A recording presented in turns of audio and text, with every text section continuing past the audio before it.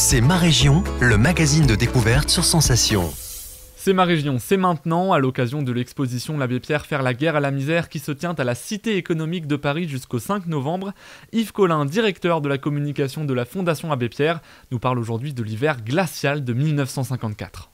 On vivait fin 1953 et début 1954 un hiver d'une cruauté particulière, à la fois parce qu'il était glacial, particulièrement glacial, et à la fois parce que la situation du pays, de la France, était loin de celle qu'on connaît aujourd'hui, c'est-à-dire que on subissait encore les désordres de la guerre avec énormément de logements qui n'avaient pas été reconstruits, avec énormément de sans-abri, énormément de personnes très mal logées, avec des conditions de confort spartiates, etc.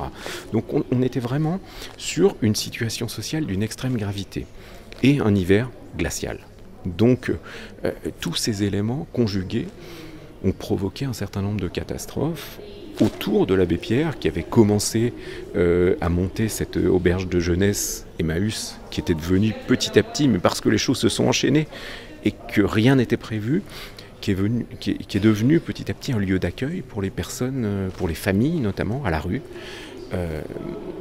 Et dans cet hiver 54, il y a eu un premier événement qui a marqué l'Abbé Pierre, qui a été le décès d'un bébé.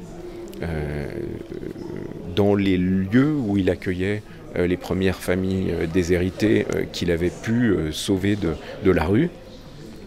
Ça a été un premier choc pour lui, ça a été l'occasion de prendre la parole auprès des pouvoirs publics, et notamment auprès du ministre du Logement de l'époque, qui l'a convaincu de venir assister à l'enterrement de ce petit gamin. Et puis quelques semaines après, les compagnons d'Emmaüs et l'Abbé Pierre ont découvert sur le boulevard Sébastopol le corps d'une femme qui venait de mourir, et elle serrait encore dans ses mains l'avis d'expulsion qui l'avait sortie de son logement.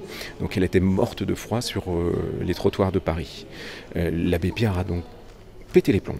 Il va à la radio, il prend la parole et il crée un mouvement spontané national dont on n'a pas connu l'équivalent depuis.